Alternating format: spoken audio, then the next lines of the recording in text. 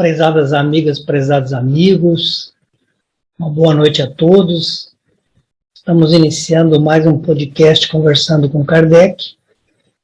E hoje nós vamos tratar da conclusão desse que é o capítulo 10 do Livro dos Espíritos, na sua parte segunda, onde são abordados os temas ocupações e missão dos espíritos. E hoje nós vamos tratar questões que têm mais a ver com a missão dos espíritos.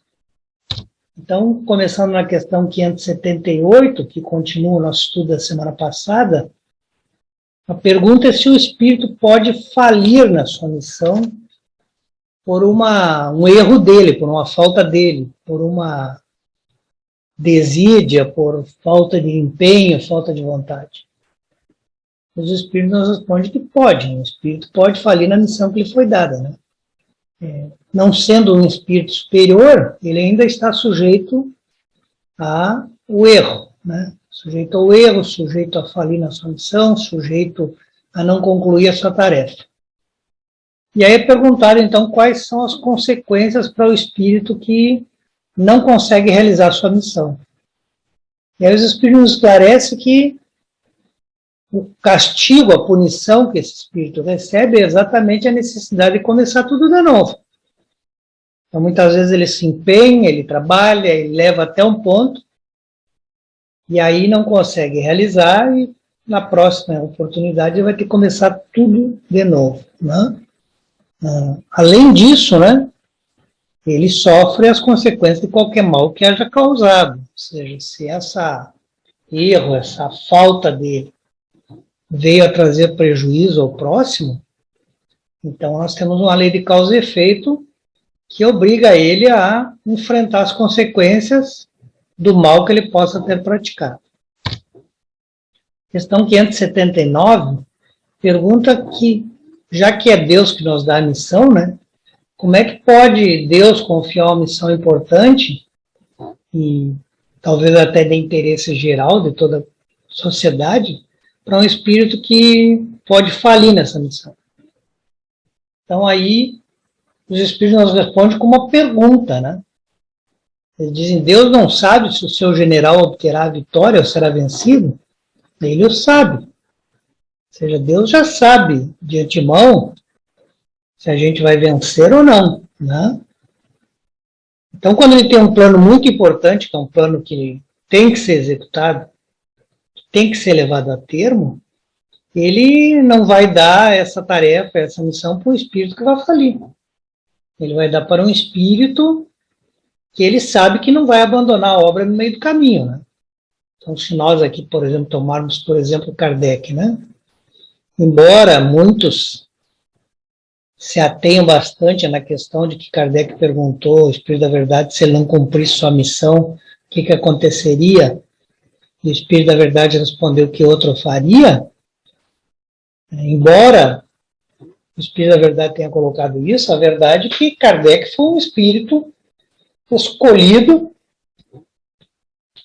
para que não falisse, para que o trabalho fosse concluído até o final. Ou seja, não repousava essa tarefa de codificação do Espiritismo nos ombros de alguém que fosse abandonar a obra no meio, né? Tanto é que ele não abandonou, e tanto é que demonstrou por toda a sua vida, por toda a conduta moral que se manteve, a sua superioridade.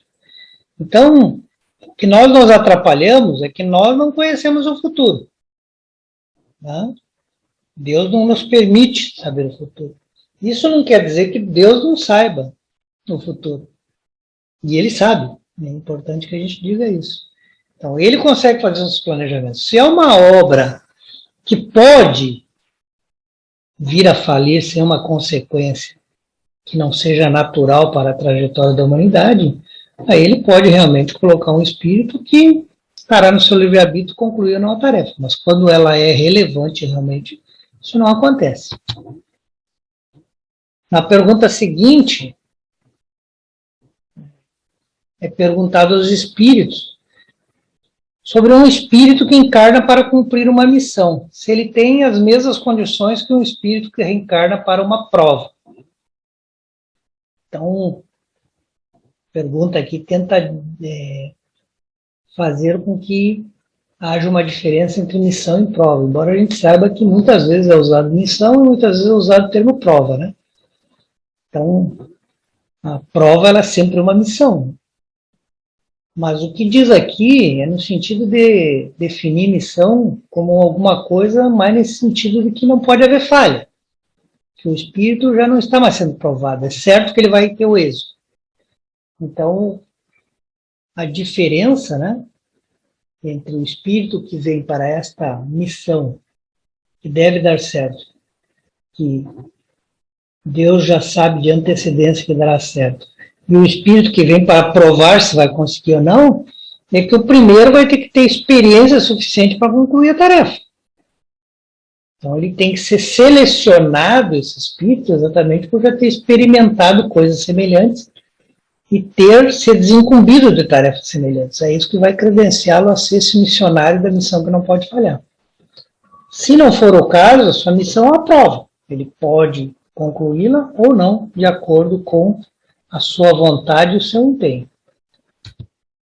Na questão seguinte é perguntar: os homens que são a luz do gênero humano, que clareiam pelo seu gênio, aqueles que trazem luz ao nosso mundo, né? Aqueles homens muito inteligentes, eles têm certamente uma missão.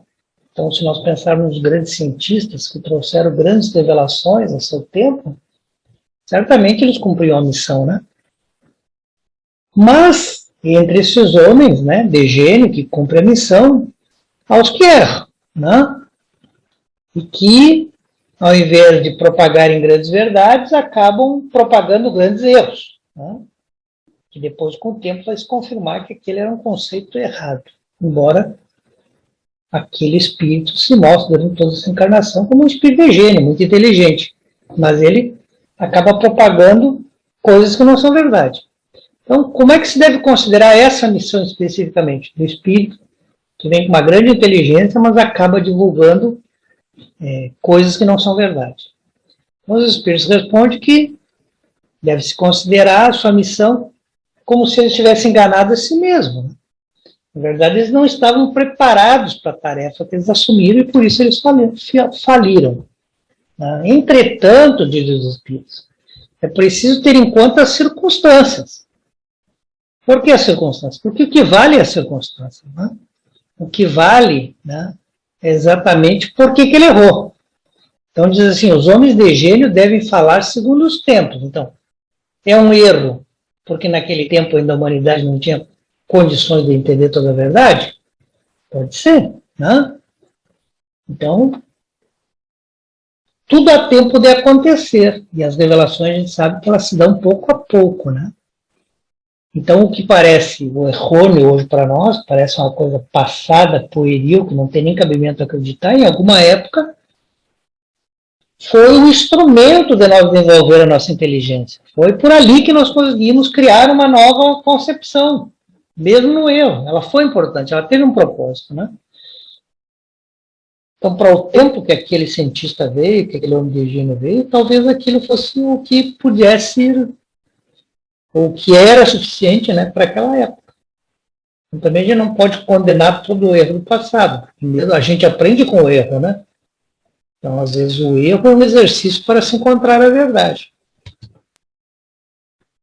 Essa questão 582, que é muito interessante, ela nos pergunta se a paternidade é uma missão, né? Aqui, quando nós falamos de paternidade, vale paternidade e maternidade, né? Não importa o gênero que o espírito reencarna. E os espíritos afirmam que sim, né? Não há nenhuma possibilidade que a paternidade e a maternidade não seja uma missão, né?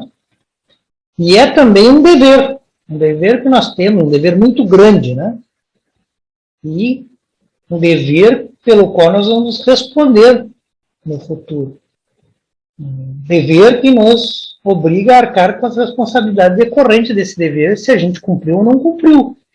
Então, as consequências virão desse dever que nós tínhamos para com os nossos filhos. Então, diz os Espíritos que Deus colocou o filho sob a tutela dos pais para que esses o dirijam no caminho do bem. Santo Agostinho diz que a tarefa dos pais é aproximar os filhos de Deus, né? Então, vejam que interessante. E aí eles completam dizendo que para que fosse mais fácil a tarefa do pai e da mãe, eles então, Deus concedeu na sua misericórdia que nós nascêssemos no estado da infância, que é um estado muito propício, né, para que a gente aprenda coisas novas. A criança aprende com muito mais facilidade. Nós não vamos entrar aqui nessa questão, que é melhor abordada lá, e já foi abordada na questão 383 do Livro dos Espíritos, mas nós sabemos que essa debilidade da criança, né, esse reaprendizado que o espírito tem que experimentar em toda a infância, decorrente exatamente dessa dificuldade dele recuperar qualquer memória de vida passada, torna ela mais fácil, porque ela não tem ainda aquelas convicções que ela foi, e aqueles vícios que ela foi acumulando durante todas as encarnações, por um período de aproximadamente 7 anos. Então, a tarefa é facilitada por isso. E os pais têm esse dever de aproveitar esse tempo, né, que a infância nos dá para reeducar o espírito. Mas aí diz os espíritos, né, nem todos cumprem, né? Nem todos se importam em realmente cumprir esse dever, essa missão. Alguns se preocupam mais em endireitar as árvores do jardim, né? Outros se preocupam mais com o trabalho, outros se preocupam mais com a ascensão social, né?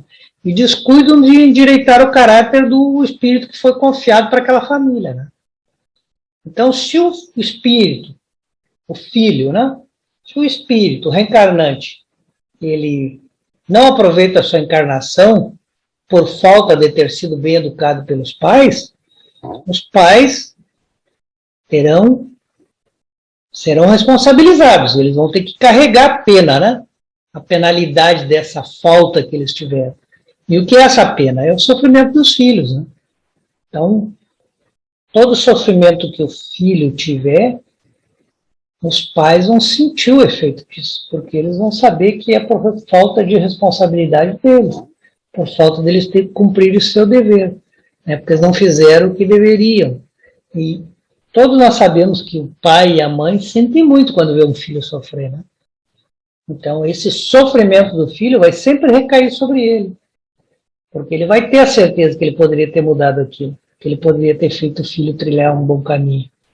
E a tristeza, né, a infelicidade que ele vai ter de ver o filho muitas vezes perdido no vício, né, vai ser a sua penalização. A questão 583 pergunta se uma criança se torna má, mas os pais cumpriram o seu dever, né, realmente fizeram tudo aquilo que deveriam, mas mesmo assim a criança se torna um adulto mau. Os pais são responsáveis por isso?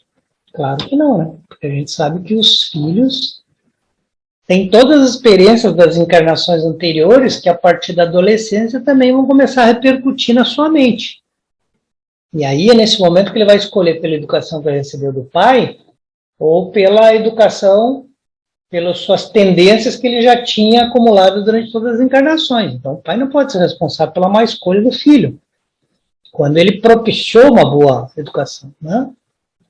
Agora, deve-se dizer que quando uma criança é má, ela vem de vivências de vícios, né? De vivências de erros, né? E, portanto, chega nessa encarnação apresentando muito mais dificuldades à sua reforma e tornando a tarefa dos pais muito mais penosa. Nessas circunstâncias, se os pais, mesmo assim, conseguem fazer com que esse filho se desvie do mau caminho, o mérito é muito maior. Ou seja, se nós educamos um filho, o filho se torna um bom filho, mas ele já vinha nas últimas encarnações com um bom comportamento, ele já era educado na outra encarnação, o mérito é menor. Agora, quando nós pegamos aquela criança muito difícil, mesmo assim a gente consegue colocar no caminho do bem, aí então os pais têm muito mais mérito porque fizeram um trabalho que é muito mais difícil. E dessa derivou a pergunta também, se uma criança se torna um bom sujeito, né? Se ele se torna um sujeito educado na sua idade adulta, mas os pais foram negligentes, os pais não cumpriram o seu papel, né? os pais retiram algum fruto do fato do filho se tornar um bom filho? E a resposta é curtinha e diz, Deus é justo, né? Que justiça haveria de um pai colher um fruto de uma coisa que ele não plantou, de uma obra que não é sua? Então não haveria nenhuma justiça nisso, né? Nós não estamos dizendo aqui que esse filho não pode vir a beneficiar seus pais, porque aí existe a lei de que todos nós no mundo devemos ser solidários. Se esse filho se torna um bom sujeito, provavelmente ele vai amparar seus pais, né? Provavelmente ele vai cuidar dos seus pais. Mas, para efeito da providência divina, o que eles receberem a mais desse filho vai ser coisas que vão ser contado, né? Não como mérito deles, né? Mas como bondade do Espírito que reencarnou. E eles terão que se ver realmente com a sua omissão na tarefa de maternidade e paternidade. Questão seguinte, 584, uma questão bastante grande, pergunta: qual pode ser a natureza da missão de um conquistador que não teve em vista senão satisfazer sua ambição, que para atender o seu objetivo não recua diante de nenhuma das calamidades que arrasta atrás de si? Vamos pensar, por exemplo, nesses grandes conquistadores de territórios, né?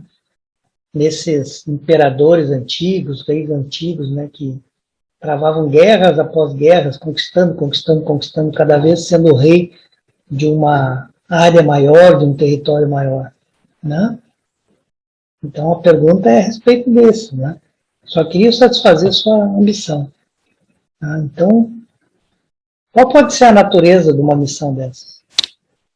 Então a resposta é que, mais frequentemente, eles são um instrumento do qual se serve Deus para o cumprimento dos seus desígnios. Ou seja, lá onde aconteceu a guerra, lá onde houve sofrimento, aquelas pessoas, elas estão tendo um encontro com o efeito daquilo que elas causaram. Não está havendo uma injustiça. Então, esse homem, né, que provoca escândalo, né, ele é o homem que provoca o escândalo, o mal, ele vai ter que se ver com o mal que provocou. Mas Deus aproveita o mal dele para que também seja utilizado para provocar o adiantamento daqueles que foram vítimas das calamidades que ele procedeu. Então não há injustiça. Na lei de Deus não há injustiça. Aquele que sofre, né, o abate, por exemplo, numa guerra, ele está tendo a consequência da lei de Deus, da lei de justiça de Deus. Então Deus usa esse conquistador. Mas não quer dizer que esse conquistador não vai ter exatamente as consequências também do ato dele, né? Das calamidades que ele provocou. Então, o mal que ele gera acaba provocando o desenvolvimento mais depressa daquele povo que sofreu nas mãos dele. E ele, por conseguinte, futuramente terá que se ver com as suas responsabilidades. A questão que deriva daquela é: aquele que é instrumento dessas calamidades passageiras é estranho ao bem que delas pode resultar, visto que visava senão o seu objetivo pessoal, né? E ele vai ter algum proveito desse bem, né? Então, nós novamente responderíamos talvez com a resposta aquela que nós vimos que era curtinha, né? Deus é justo, né? Deus é justo. Então, se ele agiu, né, com más intenções, se ele agiu fora da retidão, ele não pode ter nenhum benefício daquilo que ele causou, né? Ele terá que se ver com as consequências do seu ato. Então, cada um é recompensado pelas suas obras. Se ele deixou calamidades, a obra dele não foi boa, embora a calamidade possa servir de alavanca para a evolução de outros. Mas ele não construiu a evolução dos outros, ele construiu a calamidade. Então, cada um é recompensado pelas suas obras. Se ele não tinha boas intenções, se ele só estava movido pelo objetivo pessoal, não há bem que ele possa aproveitar em benefício próprio do que vem a acontecer da sua atuação, né? O que se diz, por exemplo, a respeito das guerras, né? Por exemplo, a Segunda Guerra Mundial, muita coisa foi descoberta na Segunda Guerra. Isso não quer dizer que quem promoveu a guerra vai ter algum mérito por outras pessoas provocarem desenvolvimento a partir das necessidades que a Terra trouxe. Né? Cada um será recompensado ou castigado pelas suas obras. Então aí vem uma explicação dos espíritos para encerrar esse capítulo, dizendo que os espíritos que estão aqui sobre a Terra reencarnados, né, eles se ocupam de coisas inerentes à nossa existência aqui da Terra, né? O trabalho, o descanso, as ocupações sociais, né? É natural, nós estamos falando de ocupações e missões dos espíritos. Então, quando nós estamos encarnados, nós acabamos nos ocupando das coisas comuns da nossa vida em sociedade. Quando nós estamos desencarnados, aí depende, essas ocupações dependem do nosso grau de evolução. Aqueles que têm menor grau de evolução, muitas vezes vão cumprir tarefas designadas pelos espíritos mais superiores, e aqueles que são mais superiores são os que cumprem as ordens de Deus, né? São aqueles que entendem melhor o que Deus quer para nós. Alguns dos espíritos que estão desencarnados, né, eles percorrem os mundos, né, vão de mundo a mundo se instruindo. Nessa instrução eles buscam se preparar para uma nova encarnação. Outros ainda mais avançados que esses, que vão de mundo em mundo, eles se ocupam com o progresso do nosso próprio planeta. Então, dirigindo os acontecimentos, sugerindo pensamentos às pessoas que podem fazer a diferença, né? Assiste os homens de gênio, os homens inteligentes, né? Que estão ajudando esse adiantamento da humanidade. Outros, que estão lá na cidade, assumem missões de progresso e reencarnam, né? Outros permanecem desencarnados e tomam sob tutela deles, né? Cuidar das famílias, cuidar de alguns aglomerados de famílias, cuidar de cidades, cuidar de povos, né? E se tornam aquilo que nós já estudamos, que são os anjos guardiões, os anjos protetores, os espíritos familiares. Então tomam essa tarefa de auxiliar aqueles que lhes são caros, né? Outros nós vemos também presídio os fenômenos da natureza. Então eles vão lá tratar de que a nossa natureza física, né, possa, muitas vezes o que eles fazem, né, é impedir que toda a destruição que a gente cause não se transforme em uma destruição direta, né, muitas vezes nos amparando, nos protegendo, tomando medidas, né, para que o nosso universo não fique tão ruim quanto a gente provoca muitas vezes. E os espíritos desencarnados que são vulgares, comuns, né, eles acabam se misturando com os encarnados e fazendo o que os encarnados fazem, né? Se divertindo, muitas vezes, no vício, né? No ócio, conjuntamente aqueles que estão encarnados, né? Eles são os que estão mais próximos de nós. E o espírito que realmente é impuro, né? Que é o espírito imperfeito, né? Esses ficam sofrendo, né? Sofrendo as angústias da sua imperfeição, né? E esperando um momento em que Deus vai conceder uma oportunidade para eles assumirem uma encarnação ou assumirem uma posição que possa fazer com que eles avancem, progridam, né? Realizem essa passagem do espírito imperfeito para um espírito melhor, né? E por que eles fazem o mal? Por que o espírito perfeito continua fazendo o mal? Exatamente pelo despeito, né? Porque eles não veem eles receberem o benefício do bem, eles veem os outros receberem o benefício do bem. Então eles são tomados de um despeito, né? Uma insatisfação de ver que os outros têm coisas boas na vida, eles não têm. Os que têm coisas boas na vida, têm porque merecem, porque fazem por merecer. E eles, ao invés de fazer a mesma coisa, tomarem esses, por exemplo, e também fazerem com que a vida melhore, eles se revoltam. E aí, por despeito ao bem que os outros produzem e trazem para a sua vida, eles, revoltados, passam a fazer o mal.